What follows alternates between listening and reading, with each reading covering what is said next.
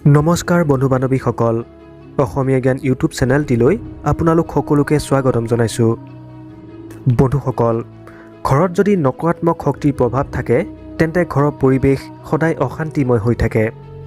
ঘৰত সঘনাই কাজিয়া পেচাল হৈ থাকে, আৰ্থিক সমস্যা থাকে তথা পৰিয়ালৰ সদস্যবোৰৰ মাজত সৰু সৰু কথাবোৰক লৈ সদায় বহু মতভেদ হৈ থকা দেখা যায়।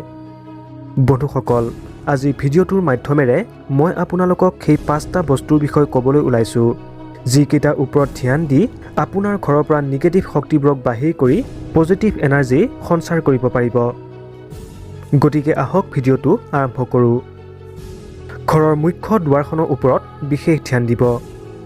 ঘৰৰ মুখ্য দুৱাৰখন যদি ভঙা থাকে, শব্দ কৰে নাইবা ক'ৰবাত ফাঁক হৈ থাকে তেন্তে তাক অতি শীঘ্ৰেই ঠিক কৰাই ল'ব। বাস্তুশাস্ত্ৰৰ অনুসৰি যদি মুখ্য দুৱাৰখন ভঙা ফুটা থাকে তেন্তে বহু অশুভ হয়। ঘৰত কোনো ফাৰ্নিচাৰ যদি ভঙা ফুটা থাকে তেন্তে তাকো শীঘ্ৰেই ঠিক কৰাই ল'ব নাইবা ঘৰৰ পৰা আঁতৰাই দিব। ভঙা ফুটা ফাৰ্নিচাৰবোৰেও ঘৰত নকাৰাত্মকতাৰ বৃদ্ধি কৰে। ঘৰত যদি ভঙা চিচা থাকে, ঘৰত যদি কোনো ভঙা চিচা থাকে তেন্তে তাক অতি শীঘ্ৰেই আঁতৰাই দিব। বাস্তুশাস্ত্ৰৰ অনুসৰি ভঙা চিচাৰ পৰা ওলোৱা উৰ্জা সদায় নকাৰাত্মক হয়, যিয়ে ঘৰত বহু ধৰণৰ বাধাৰ সৃষ্টি কৰে। ঘৰত ভঙা চিচা ৰাখিলে পৰিয়ালৰ মাজত মৰম চেনেহ কমি যায়, লগতে সংঘৰ্ষৰ সৃষ্টি হয়। ইয়াৰ উপৰি ভঙা চিচাত মুখ চালে স্বাস্থ্যৰো ক্ষতি হয়। ঘড়ীবোৰৰ ওপৰত বিশেষ ধ্যান দিব।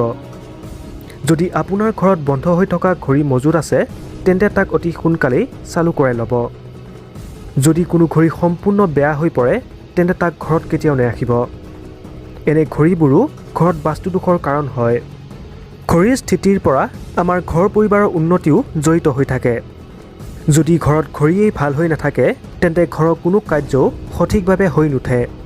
এই ঘড়ীবোৰৰ কাৰণে সকলো কামতে কিবা নহয় কিবা বাধা উৎপন্ন হয়।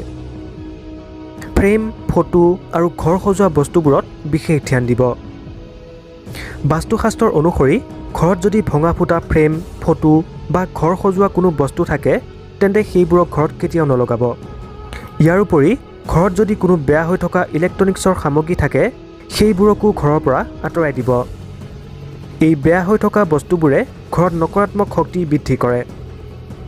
দীপাৱলীত জ্বলোৱা চাকি বন্তিত বিশেষ ধ্যান দিব। দীপাৱলীৰ দিনা ঘৰত সদায় নতুন চাকিহে জ্বলাব। যদি ঘৰত কোনো পুৰণা চাকি বাতি থাকে সেইবোৰ কেতিয়াও নজ্বলাব। ইয়াৰ দ্বাৰা ঘৰৰ সুখ শান্তিবোৰ আঁতৰ হয় আৰু নতুনত্বৰ প্ৰভাৱ ঘৰত কেতিয়াও নপৰে। গতিকে আজিৰ ভিডিঅ'টি ইমানেই। ভিডিঅ'টি চাই ভাল লাগিলে লাইক কমেণ্ট কৰিব, লগতে চেনেলটিক ছাবস্ক্ৰাইব কৰিবলৈ নাপাহৰিব। ধন্যবাদ।